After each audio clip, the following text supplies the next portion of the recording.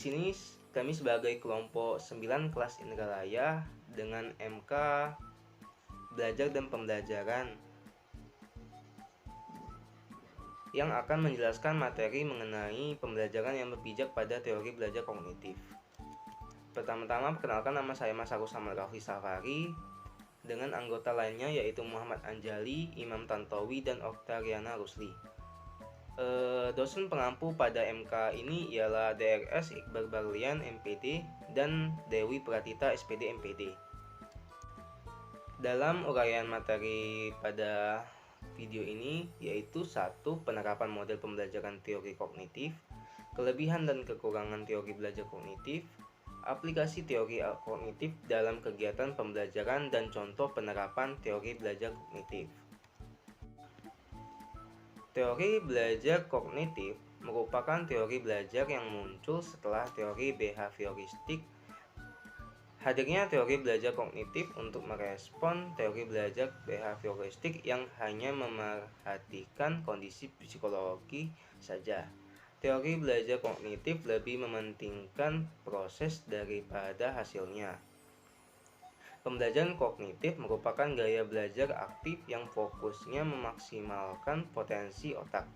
Melalui metode ini, peserta didik bisa lebih mudah menghubungkan informasi baru dengan ide-ide yang sudah ada. Secara umum, prinsip-prinsip dasar teori belajar kognitif antara lain: 1. Belajar merupakan suatu bentuk perubahan akan informasi pengetahuan. 2. Pembelajaran berfokus pada cara bagaimana peserta didik memperoleh, memahami, dan menyimpan informasi dalam ingatannya. Yang ketiga ialah pembelajaran menekankan pada proses berpikir yang kompleks. Keempat, kegiatan belajar mengajar melibatkan keaktifan peserta didik untuk membangun pengalaman belajar.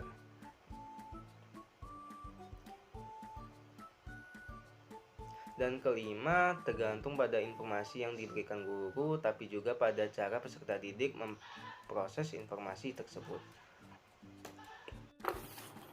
Baik, di sini saya akan menjelaskan aplikasi teori kognitif dalam kegiatan pembelajaran.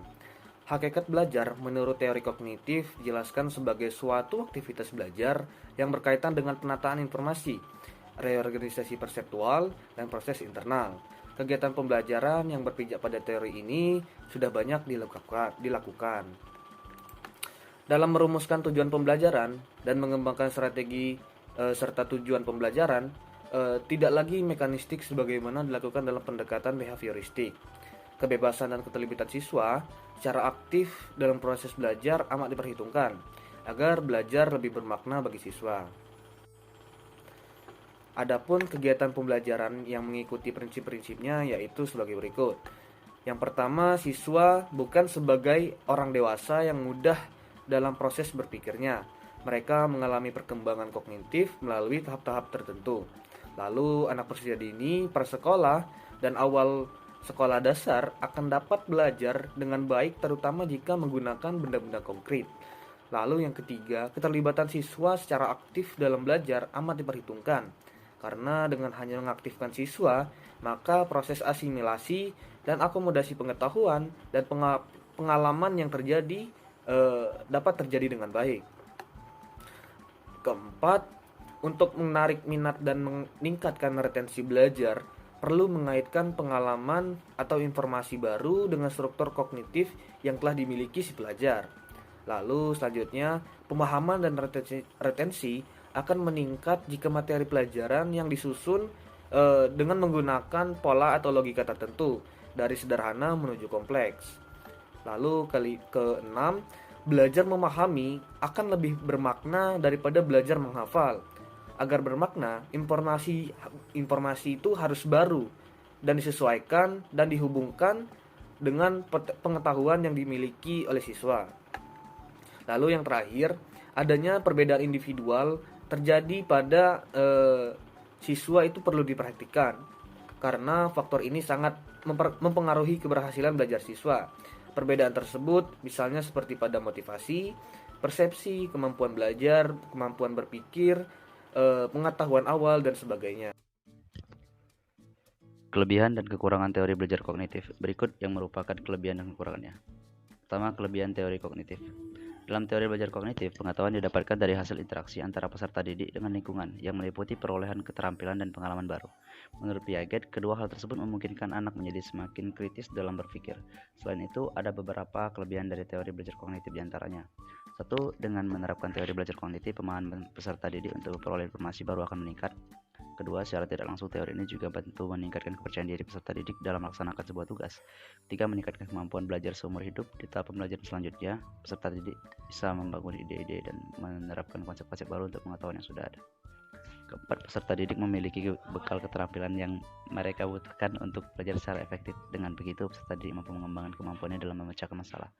Kelima, melalui teori belajar kognitif, peserta didik memiliki kemampuan mempelajari hal-hal baru secara lebih cepat. Dan terakhir, penerapannya dapat membantu peserta didik dalam mengkreasikan hal-hal baru. Kekurangan teori belajar kognitif. Di balik berbagai kelebihannya, penerapan teori belajar kognitif tentunya punya beberapa kekurangan di antaranya. 1. Teori belajar kognitif menekankan pada kemampuan memori peserta didik sehingga kapasitas daya ingat mereka disamaratakan. Kedua, cara peserta didik dalam mengembangkan pengetahuannya tidak terlalu diperhatikan karena pada dasarnya masing-masing dari mereka memiliki cara yang berbeda-beda.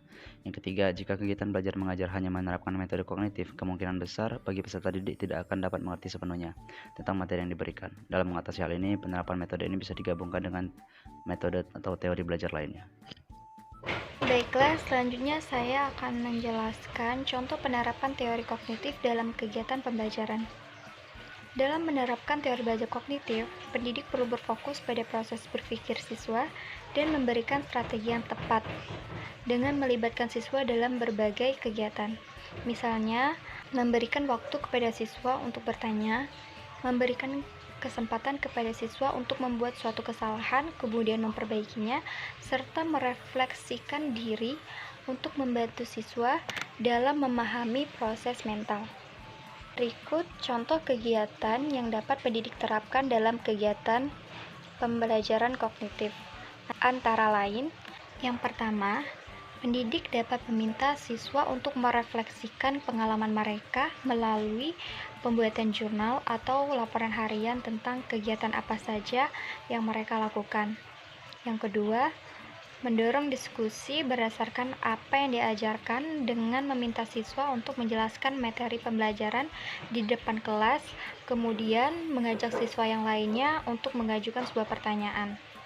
Yang ketiga, membantu siswa menemukan solusi baru untuk suatu masalah untuk mengembangkan cara berpikir siswa.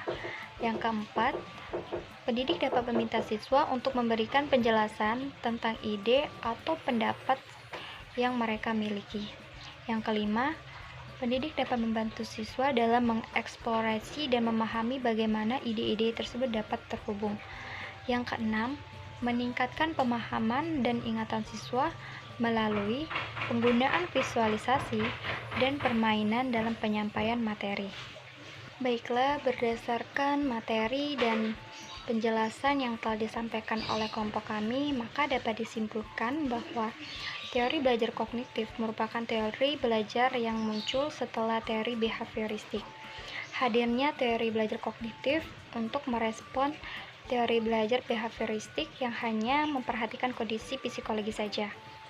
Jika teori belajar behavioristik mengutamakan adanya stimulus dan respon, maka lain halnya dengan teori belajar kognitif, di mana teori belajar kognitif ini tidak hanya memperhatikan stimulus dan respon saja, melainkan juga mengutamakan adanya perubahan mental dan perilaku peserta didik, seperti cara peserta didik memahami suatu hal, cara peserta didik berpikir, dan cara peserta didik menggunakan pengetahuannya.